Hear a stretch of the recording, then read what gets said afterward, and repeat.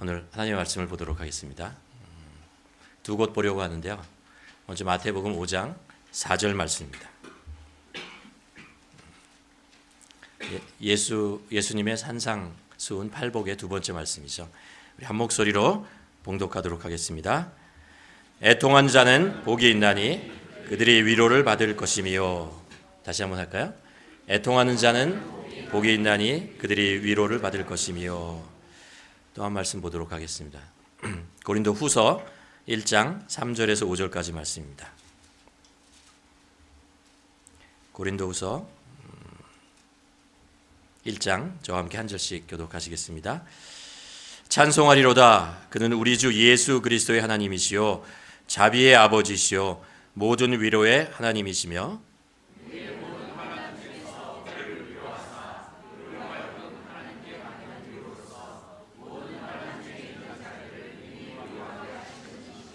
함께 읽겠습니다. 그리스도의 고난이 우리에게 넘친 것 같이 우리가 받는 위로도 그리스도 말미암아 넘치도다. 아멘. 지난 수요일부터 이제 세일의 기도회 우리가 1년에 한 번씩 21일간 매주 저녁 이제 저희만 하는 건 아니고 한국 오륜교회에서 이제 주관하고 한국에 있는 교회들과 세계에 있는 한인 교회들이 같이 연합해서 이번에 한 16,000여 교회가 함께 참여하고 있습니다. 제 목소리가 점점 그래서 가고 있습니다. 예, 그 16,000여 교회가 함께 찬양하고 똑같은 기도 제목 가지고 기도하고 이러는 거 참 은혜로운 시간입니다. 그리고 또 하나 참 좋은 것은 세일의 기도회에 매일 새로운 간증자 말씀하시는 분이 나오셔서 또 말씀을 나누고 또 삶 속에서 하나님을 만났던 이야기들을 이렇게 나누는 얘기를 듣는 것, 살아계신 하나님을 간증하는 모습을 보면서 많이 동감하기도 하고 은혜도 많이 받습니다. 여러분께서도 꼭 참여해 주셨으면 좋겠는데 저희가 매일 오늘도 합니다. 7시, 저녁 7시에서 9시 반 사이에 저희 유튜브 채널로 그것을 영상을 송출하는데요. 비전센터에 오셔도 되고요. 근데 이제 이게 저작권 문제 이런 거 있어가지고 저희가 그때만 송출하고 그것을 남겨놓지 않습니다. 그러니까 그때 참석하지 못하시면 그 영상은 없어져요. 여러분 직접 아마 유튜브에서 찾으셔야 할 텐데 그러면 전체 예배는 안 나오고 간증하는 내용만 아마 보실 수 있을 것 같습니다. 가능하시면 저녁 9시, 8시부터 7시부터 9시 사이에 꼭 참여해 주셨으면 좋겠습니다. 지난주에 우리가 들었던 세일의 기도에 들었던 말씀 중에 하나 제 마음속에 기억에 남는 것이 목요일 날 말씀을 나눴던 김인강 교수님의 이야기가 이제 마음에 많이 와닿습니다. 이제 그 말씀이 왜 이렇게 특별히 마음에 와닿느냐 하면 지난주에 우리가 나눴던 심령이 가난한 자는 복이 있나니 그 말씀과 굉장히 뜻을 같이 하는 것 같고 그 말씀을 더욱더 깊이 삶 속에서 경험했던 이야기들을 듣게 돼서 너무 감사한 것 같습니다. 그분이 이제 수학자가 되고 대학에 가서 수학자가 되고 40년 동안 풀리지 않았던 수학의 난제를 풀어서 세계에 아주 잘 알려진 수학자가 되어가는 그런 과정에 대한 내용은 간증에 한마디도 없어요.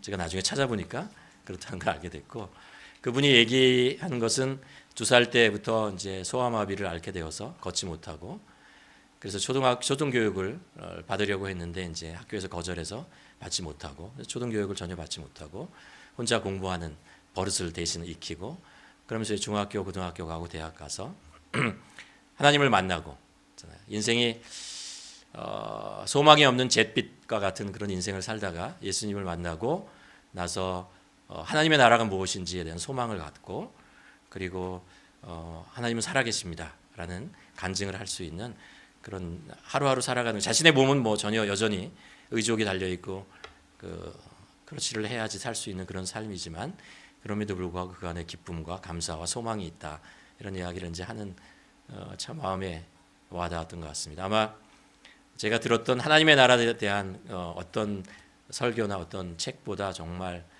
진솔하고 그리고 정확하게 아주 말씀을 나누는 것 같아서 제가 이분의 간증 내용은 계속해서 들을 것 같아요. 여러분도 한번 꼭 혹시 못 드시는 분이 있으면 김인강 교수 세일의 기도의 두 번째 강의했던 분이거든요. 근데 주의하실 것이 하나 있습니다. 절대 편안한 자세로 들으시면 안 됩니다. 분명히 주무실 겁니다. 그냥 원고를 읽으세요. 1시간 동안 계속 읽는데 근데 그 말씀이 정말 너무 좋아요. 그 은혜 속에 함께 참여하시기를 바랍니다. 오늘은 우리가 예수님의 팔복 중에 두 번째 말씀, 애통하는 자는 복이 있나니 라죠. 그들이 위로를 받을 것이다 라고 말씀하시는 것을 듣습니다. 이 말씀을 처음에 애통하는 자, 애통이라는 것이 무엇인가 라는 말씀을 설명하면서 시작하려고 합니다. 그렇지 않습니까? 우리가 인생을 살면서 고통이 없는 인생이 있습니까? 그렇죠? 눈물이 없는 우리의 삶이 있을까? 그리고 상처가 없는 만남이 있을까라는 생각을 하게 됩니다. 우리가 최근 몇 년 동안에 경험했던 많은 사건들이 우리를 더욱더 그렇지라고 대답할 수밖에 없는 그런 상황들로 우리를 몰고 가는 것 같습니다.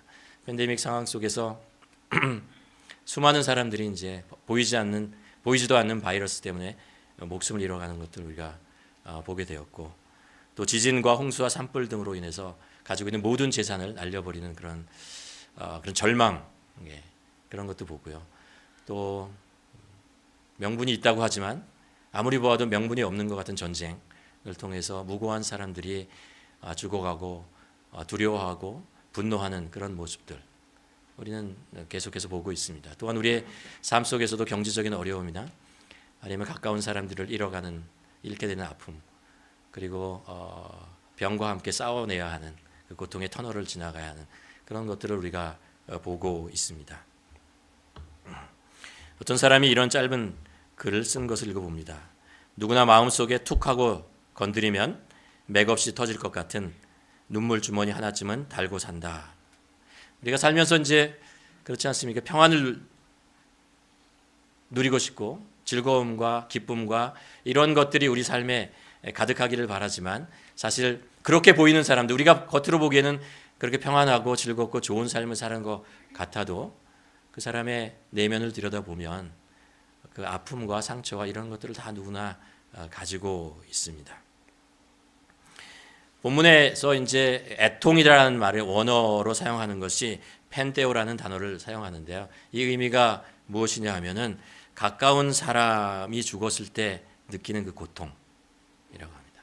정말 사랑하는 사람, 정말 아끼던 사람, 존경하던 사람, 이런 사람을 잃고 그 속에 느끼는 그 고통, 아픔, 이런 것이 바로 애통이라는 펜테오라는 단어를 사용한다고 합니다. 그러니까 인간이 경험할 수 있는 가장 아픔, 그 고통, 애통, 이것을 표현하고자 하는 것이죠.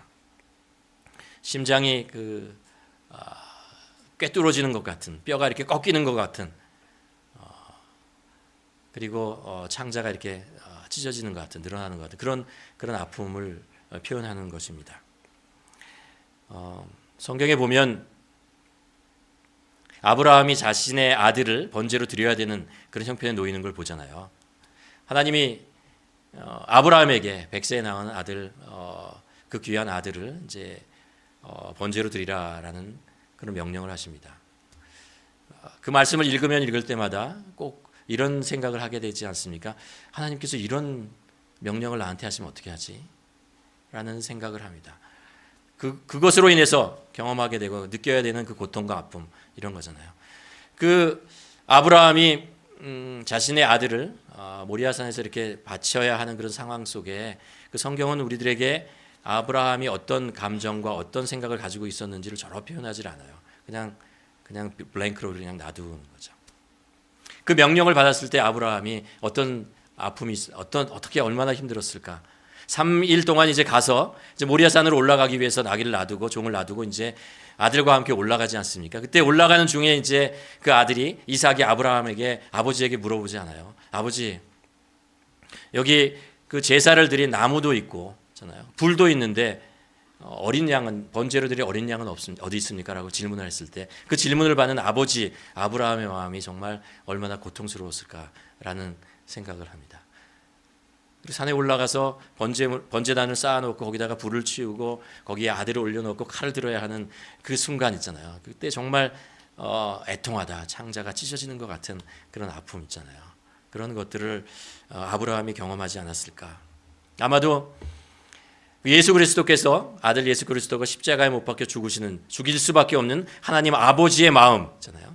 그 마음이 바로 애통하는 마음이 아니었을까라는 생각을 하게 됩니다.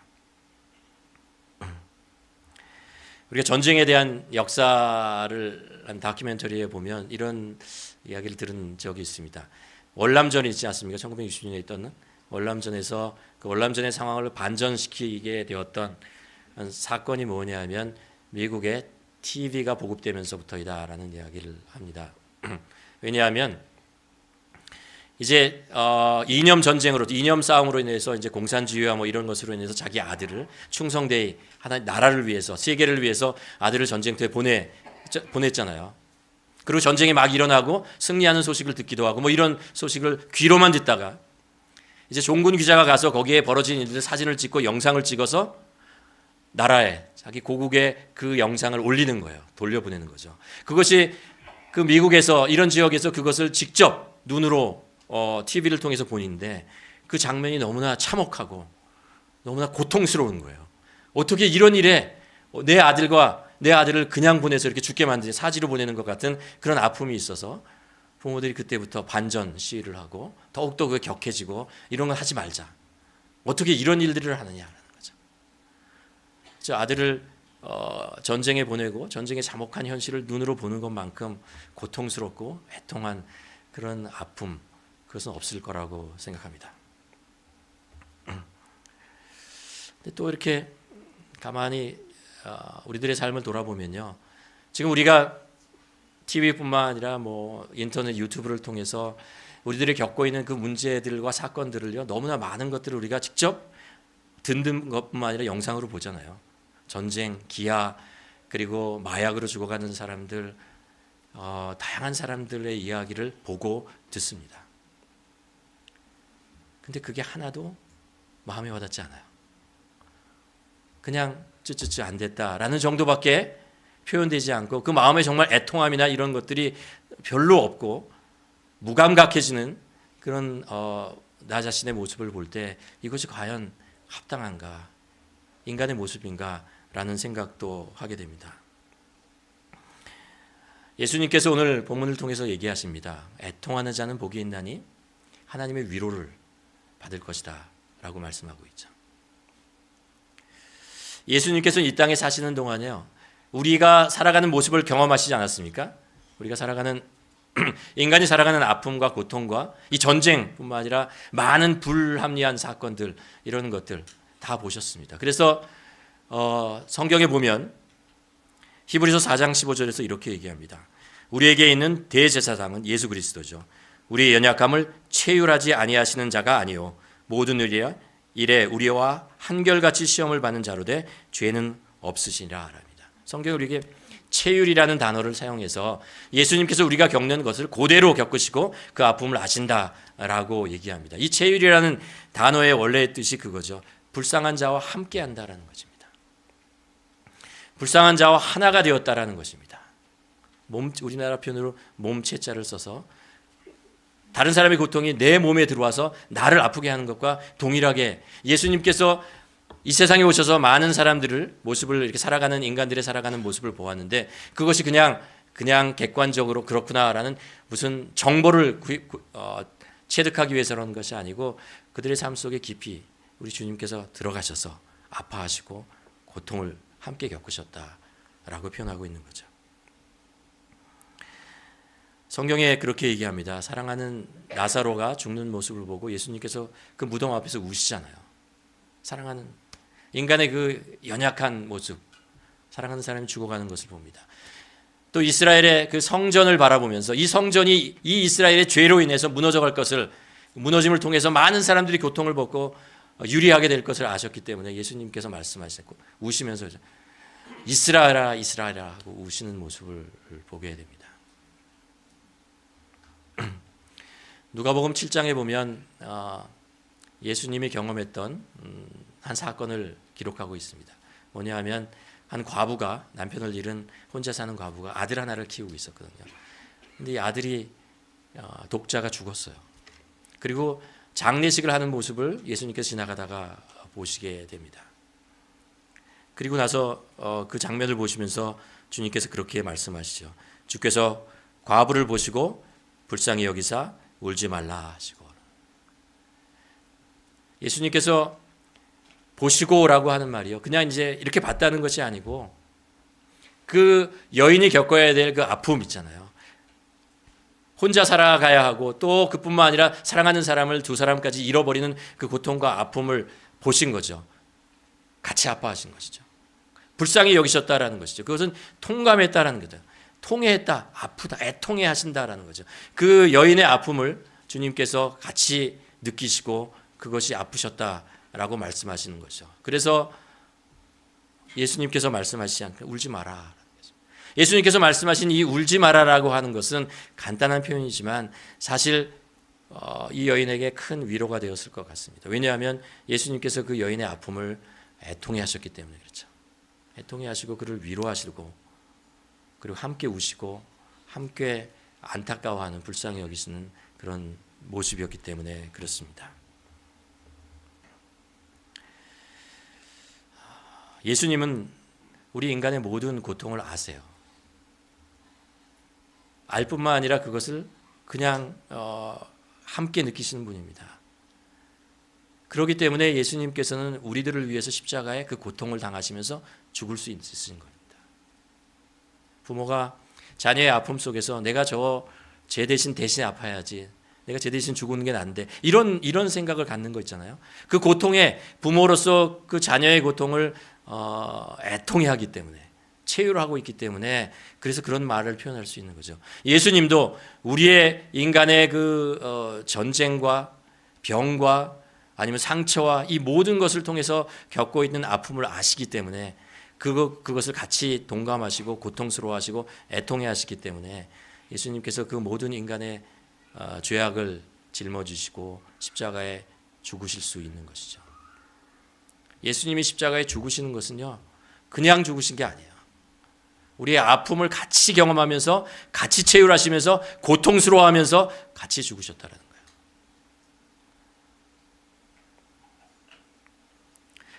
현대인이 겪고 있는 많은 질병들이 있죠. 그러니까 뭐 많은 문화적인 의학적인 발전을 이루었지만 여전히 우리는 병 때문에 고통스러워하고 죽어갑니다. 그런데 인간이 겪고 있는 병이라는 것이 육체적인 병뿐만 아니라 정신적인 병도 많다고 하잖아요. 그리고 오히려 문화가 발달하고 기술이 발달할수록 점점 더 육체적인 병보다는 정신적인 병이 훨씬 더 늘어나고 있다고 합니다. 왜 이런 일들이 발생하는가?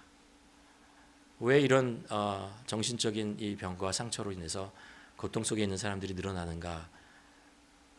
많은 이유가 있겠지만 그 중에 중요한 이유 중에 하나는 뭐냐면 사람들이 참 위로를 받지 못하기 때문이라고 합니다. 위로를 받지 못하는 거예요. 진실한 위로, 나의 아픔을 정말 통감하면서 같이 울어주고 같이 아파하는 사람들을 만나보기가 이 세상에서 너무 어렵다는 거죠. 형식적으로 얘기하는 사람들은 많이 있습니다. 그리고 정말 안타까워서 표현하는 사람들도 있을 수 있지만 정말 애통해하는 것은 아니죠. 누가 나의 고통과 나의 아픔을 다 이해해 줄 수 있겠어요? 그 고통과 그 외로움과 그 아픔, 그것을 위로받을 만한 곳이 없기 때문에, 그렇기 때문에 사람들의 마음이 점점 더 메말라가고 그리고 아파하고, 그리고 그것이 아픔으로 끝나지 않고 마음의 병이 되는 거죠. 사도 바울은 고린도후서 1장 3절에서 하나님이 누구신가 이렇게 표현합니다. 우리 주 예수 그리스도의 아버지이신 하나님을 찬양합니다. 그는 자비로우신 하나님이요 온갖 위로를 주시는 하나님이십니다. 하나님은 누구십니까? 진정으로 우리를 위로할 수 있는 분입니다. 진정으로 우리를 위로하시는 분입니다. 우리 모두는 위로가 필요한 사람입니다. 따뜻한 주님의 위로의 손길이 필요한 사람입니다. 우리가 진정으로 사람으로부터도 위로를 받지만 궁극적으로 우리는 하나님으로부터 위로를 받아야 합니다. 우리는 하나님께 가야 하고 하나님이 우리를 위로하시는 분이라는 것을 알고 그분 앞에 무릎 꿇어야 합니다. 예수님께서 이렇게 말씀하시죠. 애통한 자는 복이 있나니 하나님의 위로를 받게 될 것이다 라고 얘기합니다.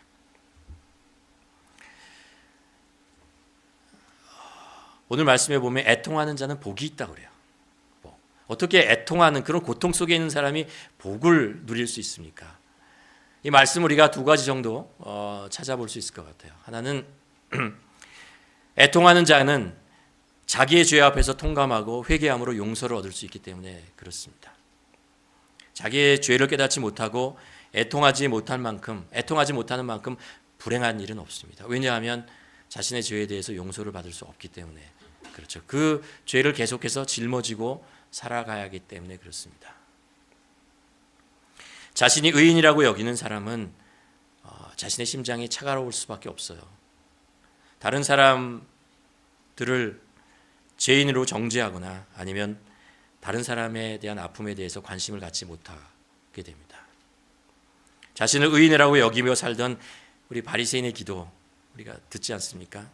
하나님이여 나는 다른 사람들 곧 토색, 불의, 간음을 하는 자들 같지 아니하고 이 세리와도 같지 아니함을 감사하나이다.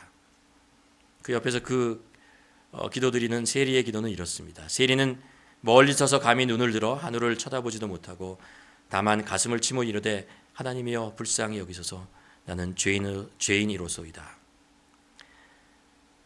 하나님께서는 이렇게 응답하십니다. 여호와는 마음이 상한 자에게 가까이 하시고 중심에 통해하는 자를 구원하시는도다. 하나님께서 구하시는 제사는 상한 심령이라. 하나님이여 상하시고 통해하는 마음을 주께서 멸시하지 아니하시나이다. 누가 하나님의 자비하심과 누가 하나님의 구원을 얻을 수 있습니까? 누가 하나님의 위로를 받게 됩니까? 통해하는 자입니다. 자신의 죄와 자신의 연약함을 바라보고 그것으로 때문에 울 수 있는 사람입니다. 그것 때문에 가슴 아파하는 사람.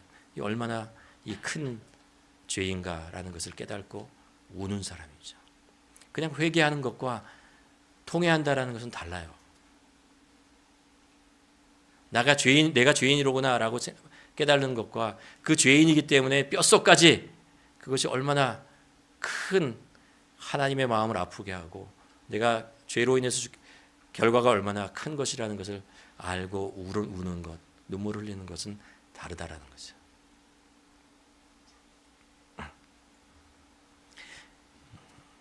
사람들이 교회 생활을 통해서 많이 노력해서 좋은 사람이 되려고 하는 것을 볼 수 있습니다. 참 귀한 일입니다. 그런데 그것은 신앙의 본질이 아닙니다. 신앙의 본질은 내가 얼마나 형편없는 사람인가를 깨닫는 거예요. 내가 얼마나 죄에 무기력하고 쉽게 죄에 넘어갈 수 없고 넘어갈 수밖에 없고 쓰러질 수밖에 없는 죄의 그 올무 속에 빠지면 나올 수 없는 그런 부족한 존재라는 것을 깨달는 것이 그 앞에서 우는 것이 신앙의 본질입니다. 이것을 잃어버릴 때 자꾸 다른 사람에 대해서 다른 사람 눈에 이 티끌이 자꾸 보이게 되는 거죠. 나의 선행이 남을 향한 비난의 화살로 변하게 됩니다. 나는 괜찮은 것 같으니 남의 잘못을 그냥 넘어갈 수 없게 되는 것이죠. 그러다 보면 어느덧 신앙생활이라는 것이 누가 더 선한가라는 것을 따지는 그런 일이 되고 맙니다. 그것은 복음이 아닙니다. 복음은 내가 남에게 손가락질을 하기에는 참으로 부끄러운 인간이다 라는 것을 아는 것입니다.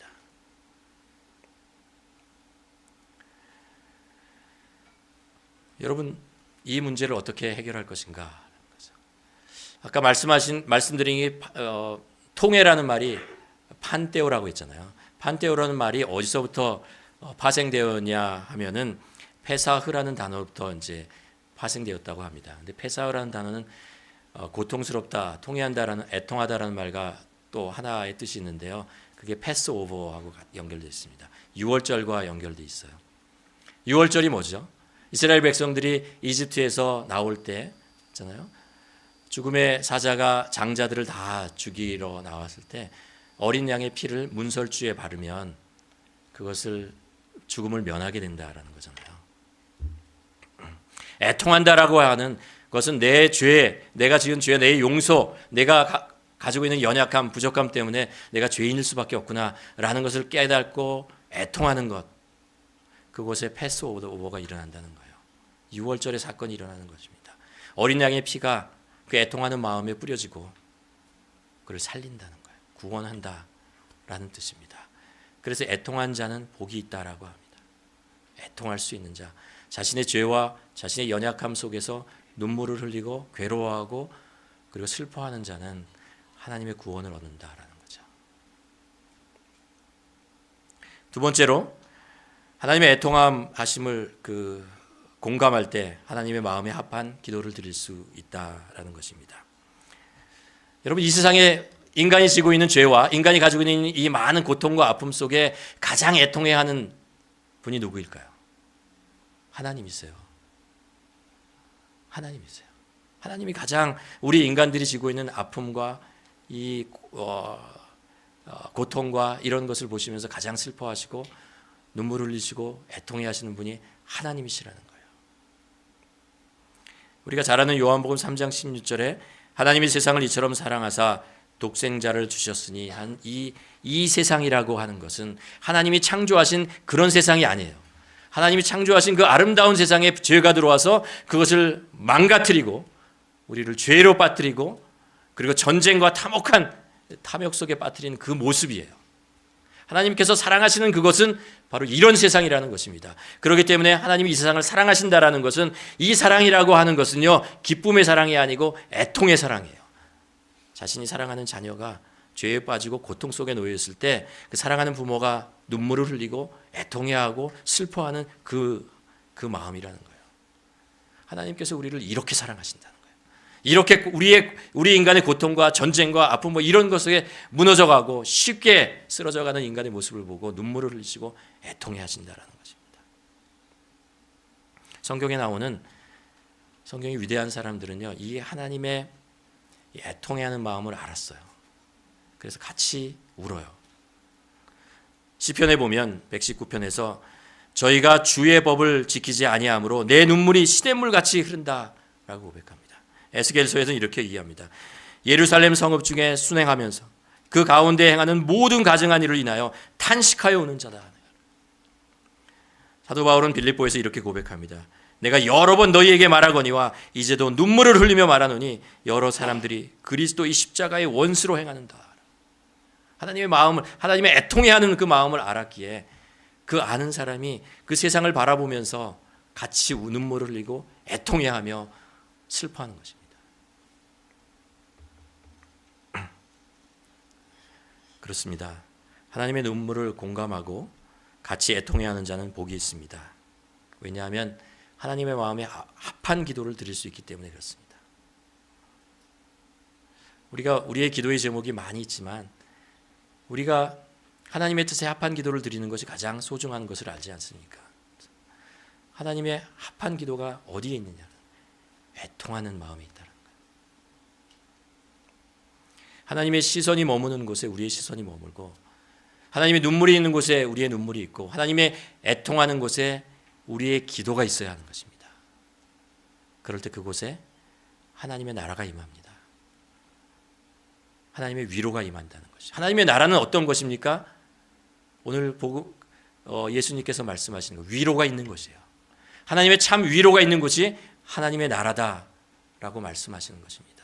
하나님께서는 이 세상을 향해서 그렇게 애통해 하시고 이 우리들의 삶을 위로하기 위해서 예수 그리스도를 이 땅에 보내주셨고 또 우리의 삶의 아픔과 상처를 아시기 때문에 우리에게 성령님을 보내주시고 우리를 위로하신다는 거예요. 여러분, 예수님께서는 우리가 어떻게 살아가면서 고통 겪지 않고 아픔 없이 살아갈 것인가 라는 것을 질문하지 않으시고 예수님께서는 우리들에게 팔복을 통해서 이렇게 얘기하는 것이죠. 우리 인간들이 겪고 있는 이 슬픔과 아픔과 고통에 우리가 어떻게 반응할 것이냐라는 거예요. 우리도 같이 애통해야 된다는 거예요. 우리도 같이 슬퍼해야 된다라는 것입니다. 우리도 그것을 보면서 같이 슬퍼하는 자가 되어야 한다라는 것입니다. 왜요? 하나님께서 그렇게 하시니까. 하나님이 그런 자들을 위해서 그런 곳을 통해서 시선을 멈추시고 눈물을 흘리시면서 애통해야 하는 것입니다. 아까 장로님이 기도에서도 그렇지만 우리가 힘들고 어려워도 우리의 주위에 있는 사람들을 바라볼 수 있는 그런 용기를 주시는 것, 그 성령님께서 우리에게 하시는 거예요. 우리 애통한 마음은 하나님의 애통한 마음을 알기 때문에 그것을 바라보며 같이 애통해야 하고 슬퍼하고 눈물을 흘리는 것이죠. 하나님께서는 이런 자가 복이 있다라고 얘기합니다. 이런 자가. 왜요? 하나님의 나라에 사는 자들이기 때문에 그렇습니다.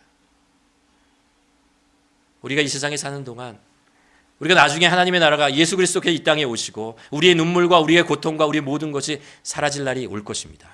그때 우리가 기뻐하고 감사하고 모든 고통이 사라질 것입니다. 그러나 이 세상에 이루어지고 있는 하나님의 나라는 그 고통과 기쁨이 함께 있는 곳이에요.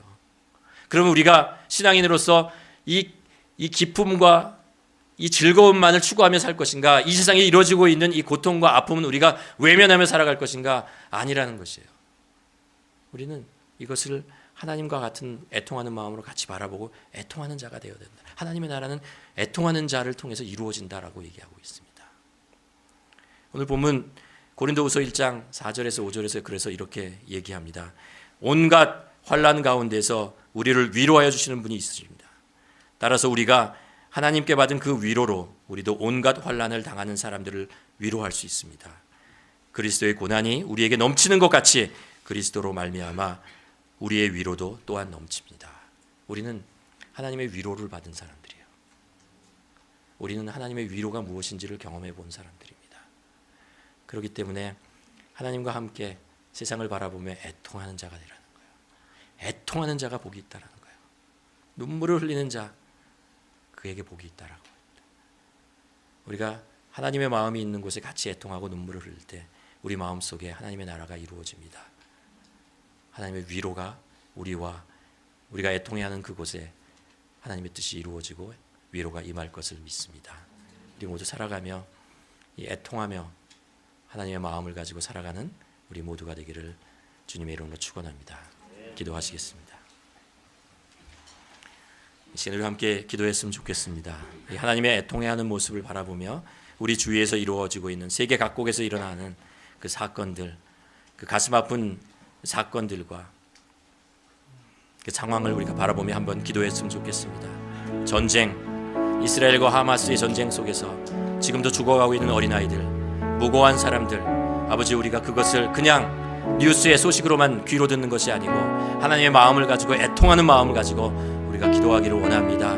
아직도 끝나지 않은 우크라이나와 러시아의 전쟁, 그것을 위해서도 우리가 기도하기를 원하고 또 그뿐만 아니라 계속해서 일어나고 있는 아프리카와 세계 곳곳에서 일어나고 있는 전쟁과 분쟁 속에 정말 고통당하고 있는 피난민들, 수많은 피난민들, 또 우리 주위에 일어나는 또 병으로 인해서 상처로 인해서 아파하는 사람들 많이 있습니다. 우리 이 시간에 여러분이 알고 있는 그분들을 위해서 우리가 애통하는 심정을 가지고 예수 그리스도 하나님의 마음을 가지고 애통해야 하며 그들을 위해서 기도하며 아버지 나아가는 시간 갖기를 원합니다. 하나님 아버지 이 시간에 아버지 우리가 우리 삶 속에